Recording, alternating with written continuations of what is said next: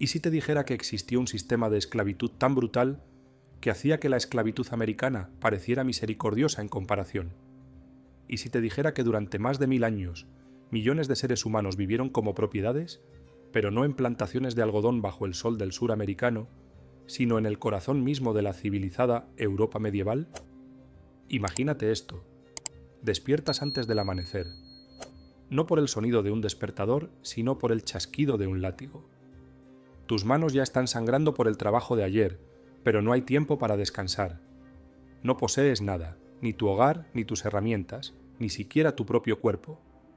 Eres una propiedad. Propiedad humana. Esto no es la Roma antigua, esto no es el sur estadounidense, esto es la Europa medieval, y tú eres un siervo. Durante más de 1000 años millones de personas vivieron y murieron como siervos, atrapados en un sistema tan brutal, tan deshumanizante, que hacía que la esclavitud pareciera misericordiosa en comparación. Sin embargo, sus historias han sido olvidadas, enterradas bajo cuentos de caballeros y nobles. Hoy, descubrimos la verdad horrenda sobre la vida como siervo en la Europa medieval. La verdad que los historiadores no quieren que sepas, la realidad que era más oscura que cualquier calabozo, más aterradora que cualquier cámara de tortura. Esta es la historia de los esclavos olvidados de Europa. Y si estás listo para descubrir más secretos históricos perturbadores que los libros de texto nunca te dirán, dale al botón de suscribir, porque apenas estamos comenzando con la verdad escalofriante detrás del poder feudal. 1. La mandíbula, que no podía cerrarse del sistema medieval. El año es 1066. Guillermo el Conquistador acaba de invadir Inglaterra, pero su conquista no se trata solo de tierra, se trata de personas, seres humanos que de la noche a la mañana se convirtieron en propiedades. Pero el siervismo no comenzó con los normandos, evolucionó de las cenizas del Imperio Romano, un sistema diseñado para atrapar a los pobres e impotentes. Pero aquí está la parte verdaderamente perturbadora. Para el siglo XI, casi el 90% de la población europea eran siervos. Esos son más de 25 millones de seres humanos reducidos al estatus de ganado. Conoce a Godwin. No es un personaje de ficción de un libro de historia. Era una persona real que vivió en Yorkshire, Inglaterra, en 1086. Sabemos de él porque aparece en el libro del Domesday Day, no como ciudadano, sino como un activo, listado justo entre el ganado y los cerdos. Godwin nació siervo y, según la ley, moriría siervo. Sus hijos serían siervos. Los hijos de sus hijos serían siervos. No había escape, no había esperanza, no había futuro más allá de los límites de la propiedad de su señor. ¿Pero qué exactamente era un siervo? La definición legal era simple y aterradora. Un siervo es una persona que pertenece a la tierra. No eran técnicamente esclavos, no podían ser comprados y vendidos por separado de la tierra que trabajaban. Pero en la práctica, esta distinción era insignificante. Eran propiedades humanas, poseídas en cuerpo y alma por sus señores feudales. Examinemos el estatus legal de los siervos, porque entender su posición legal revela el verdadero horror de su situación. Los siervos no tenían derechos legales, ninguno. No podían poseer propiedades, no podían viajar sin permiso, no podían casarse sin el consentimiento de su señor, y ni siquiera podían dejar las tierras de su señor sin convertirse en fugitivos. La ley era cristalina, los siervos están unidos al suelo. Esto significaba que si nacías en la propiedad de un señor, pertenecías a esa propiedad para siempre. Si la tierra se vendía, tú eras vendido con ella. Si la tierra se heredaba, tú eras heredado junto con los cerdos y los arados. Pero se pone peor. Los siervos ni siquiera podían controlar sus propios cuerpos. Los señores tenían el derecho de golpear a sus siervos, de trabajarlos hasta la muerte, de separar familias a voluntad.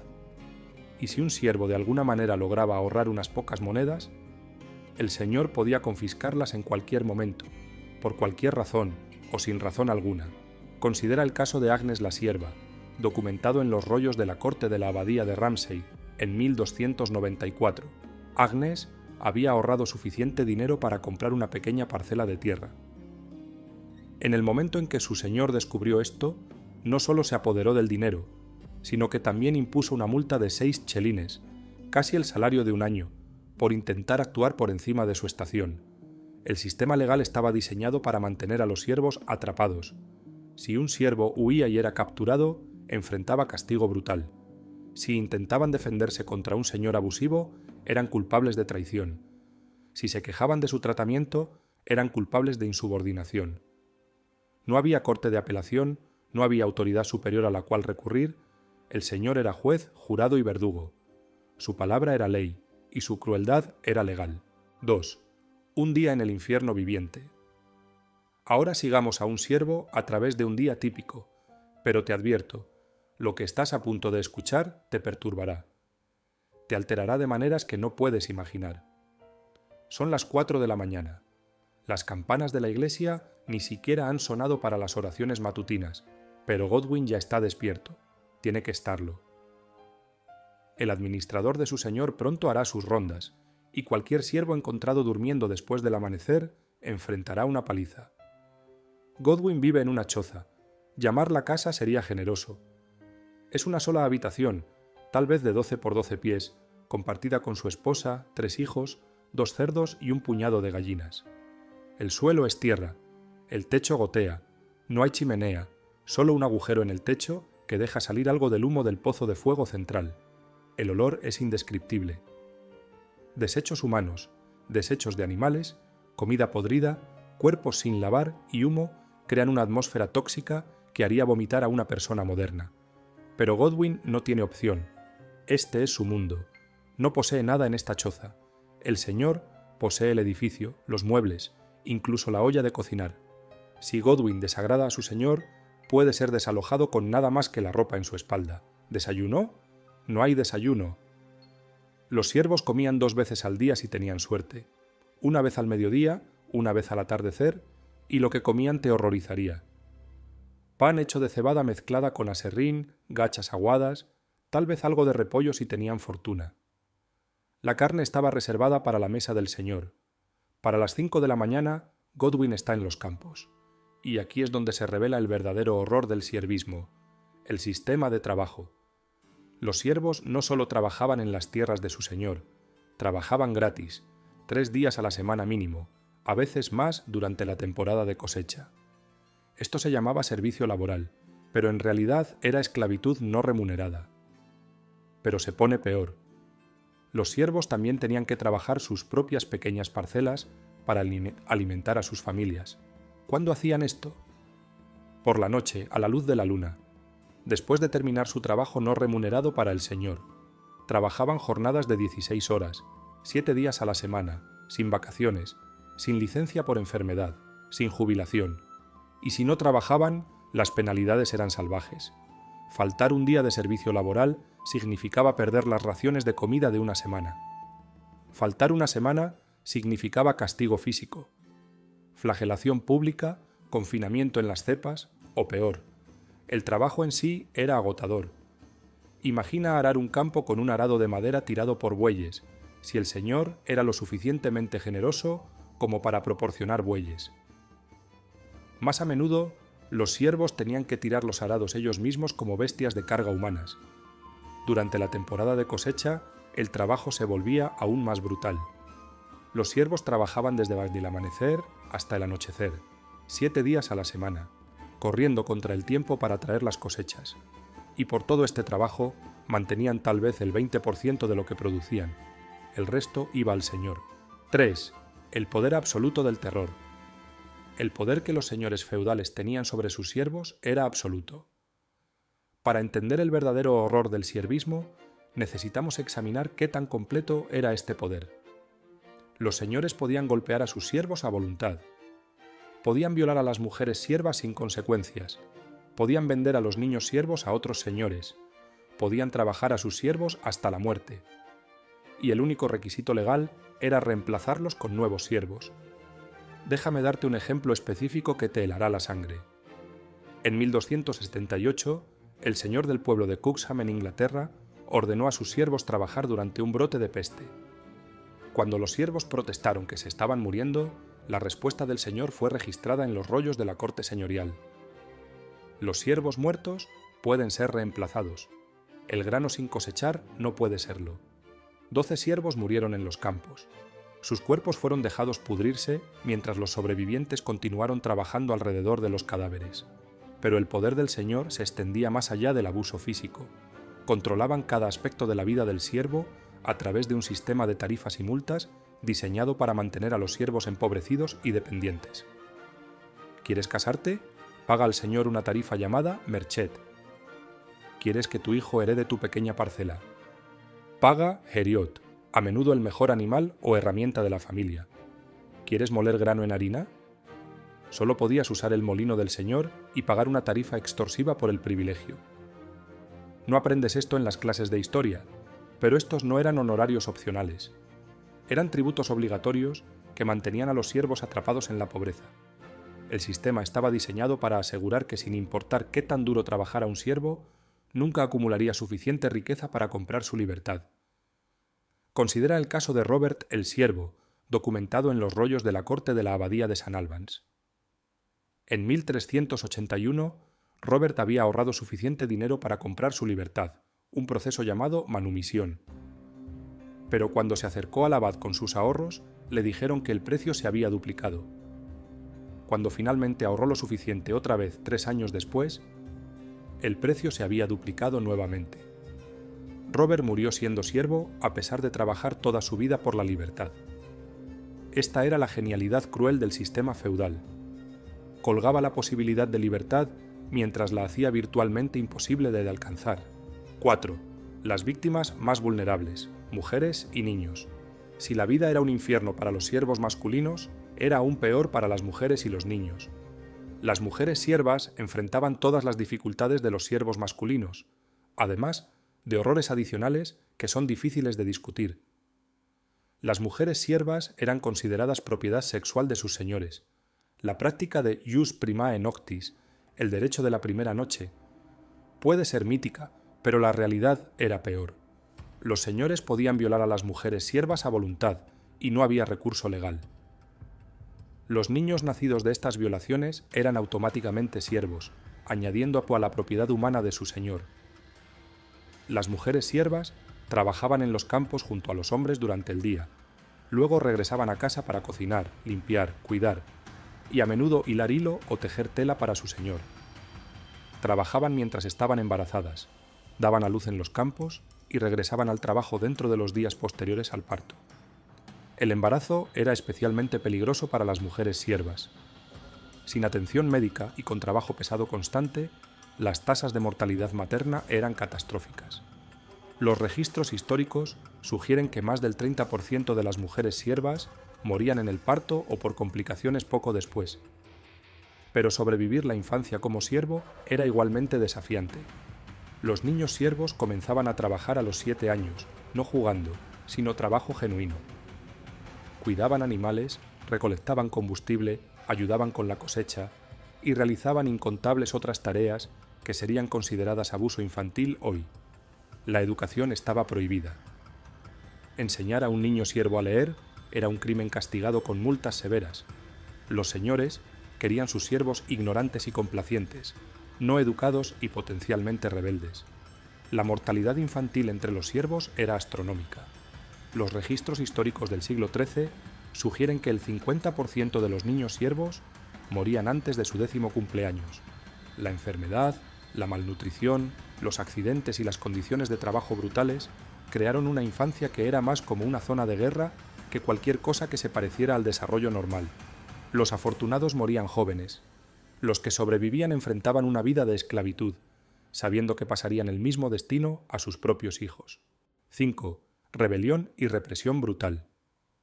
Te preguntarás, ¿por qué los siervos no se rebelaron? ¿Por qué no lucharon contra este sistema de opresión?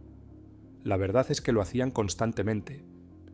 Pero los castigos por resistencia eran tan severos que la mayoría de las rebeliones fueron aplastadas antes de comenzar. La forma más común de resistencia era huir. A pesar de las restricciones legales, miles de siervos intentaron huir a pueblos y ciudades donde podrían encontrar libertad. La ley establecía que si un siervo podía evitar la captura durante 1 año y 1 día, sería legalmente libre. Pero el escape era casi imposible. Los señores empleaban cazadores profesionales de siervos, hombres cuyo trabajo era rastrear y capturar siervos fugitivos. Estos cazadores usaban perros, igual que los cazadores de esclavos en el sur americano siglos después. el castigo para los fugitivos capturados era salvaje. Flagelación pública, marcado con hierro candente, o en casos extremos, muerte. Cuando la resistencia individual fallaba, los siervos a veces recurrían a la acción colectiva. La rebelión de siervos más famosa fue la Revuelta Campesina Inglesa de 1381, liderada por Wat Tyler y John Ball. Por un breve momento, parecía que los siervos podrían romper sus cadenas. Las demandas de los rebeldes eran simples: terminar con el siervismo, reducir impuestos y otorgar derechos humanos básicos. Su grito de batalla era igualmente simple. Cuando Adán excavaba y Eva hilaba, ¿quién era entonces el caballero? Pero la rebelión fue aplastada con brutalidad medieval característica. Wat Tyler fue asesinado durante negociaciones de paz. John Ball fue colgado, descuartizado y despedazado. Miles de siervos rebeldes fueron ejecutados, sus cabezas exhibidas en picos como advertencias para otros. Las consecuencias fueron aún peores. Los señores en toda Inglaterra usaron la rebelión como excusa para endurecer su control. Nuevas leyes hicieron aún más difícil para los siervos escapar, aún más peligroso resistir. Otras formas de resistencia eran igualmente peligrosas. Negarse a trabajar significaba hambre. Atacar a un capataz significaba muerte. Incluso las quejas verbales podían resultar en castigo brutal. Los rollos de la corte están llenos de ejemplos de castigos creativos diseñados para aterrorizar a los siervos en la sumisión. Humillación pública en las cepas, palizas rituales, trabajo forzado en cadenas, todo eran respuestas comunes a incluso infracciones menores. 6. La muerte lenta de un sistema de horror. El siervismo no terminó de repente. Murió lentamente, agonizantemente durante varios siglos, pero su muerte no se debió a despertar moral o preocupaciones humanitarias. Terminó porque se volvió económicamente ineficiente. La muerte negra de 1347 a 1351 cambió todo.